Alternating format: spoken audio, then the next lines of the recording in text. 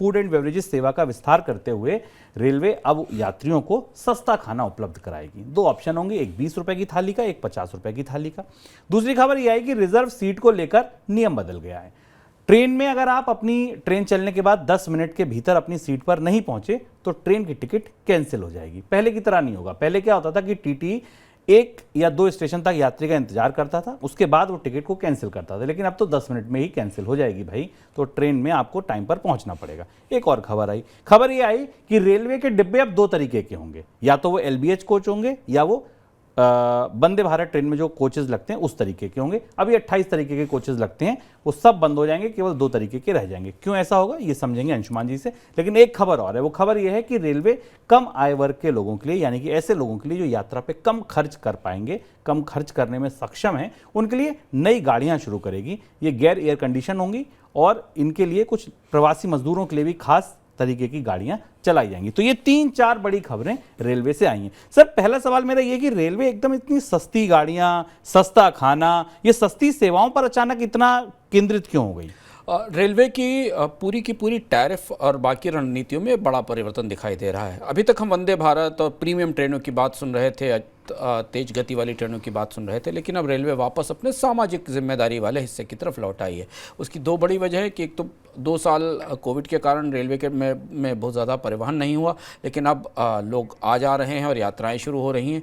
Railway को ये भी समझ में आया है कि उसके रेवेन्यू मॉडल में प्रीमियम कस्टमर्स की संख्या कम है, क्योंकि प्रीमियम ट्रैवलर या जो ज़्यादा महंगी टिकट लेकर ट्रैवल करने वाले लोग हैं, वो रेलवे को तरजीह कम ही देते हैं। वो बाकी साधनों से जा रहे हैं। सड़कें बनने के कारण लोग कारों से भी जा रहे हैं और फ्लाइट से भी काफ़ी इस्तेमाल कर रहे हैं। तो रेलवे का एक मास बेस है, एक बड़ा बेस है, जो कि अन्य महंगे साधनों का इस्तेमाल नहीं कर सकता। और इसलिए 2 बड़े महत्वपूर्ण फैसले आए रेलवे की तरफ से। खाने वाला फैसला काफ़ी महत्वपूर्ण है। रेलवे ने जनरल कोचेज़ में के पास स्पेशल स्टॉल लगाने का फैसला किया है। प्लेटफॉर्म पर जब ट्रेन रुकेगी, जहां जनरल कोच लगे होंगे, उनके सामने स्पेशल वेंडर्स होंगे जो 20 रुपये में और 50 रुपये में 2 तरीके के लंच के ऑप्शन जनरल कोच के लोगों के लिए उपलब्ध कराए जाएंगे, कि जिससे वो लोग उसे खरीद सकें। और दूसरा ये कि पहली बार रेलवे वापस उस तरफ लौट रही है जहां टारगेटेड पैसेंजर्स के लिए स्पेशल ट्रेनें चलाई जाती थी, और इसमें प्रवासी श्रमिकों के लिए स्पेशल विशेष ट्रेनें चलाए जाने की तैयारी की जा रही है। अब यहाँ ये सारी सर्विसेज जिनकी बात हो रही है शुभ में, सारी सर्विसेज सब्सिडाइज्ड हैं।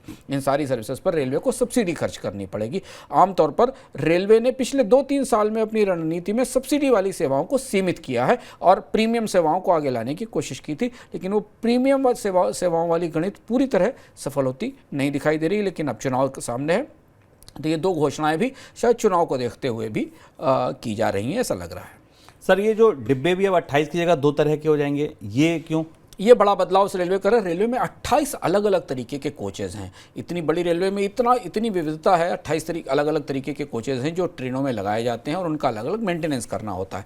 अब रेलवे ने डिसाइड किया है कि अगले 2-3 साल के भीतर सिर्फ 2 तरीके के कोचेज़ का इस्तेमाल किया जाएगा भारत की पैसेंजर ट्रेनों में। एक तो लिंक्ड हॉफमैन बुश कोचेज हैं, जिनको LHB कोच कहते हैं, और एक जो वंदे भारत के ट्यूब कोच हैं, जिन वंदे भारत के कोच में आप ट्रैवल करते होंगे तो आपने देखा होगा।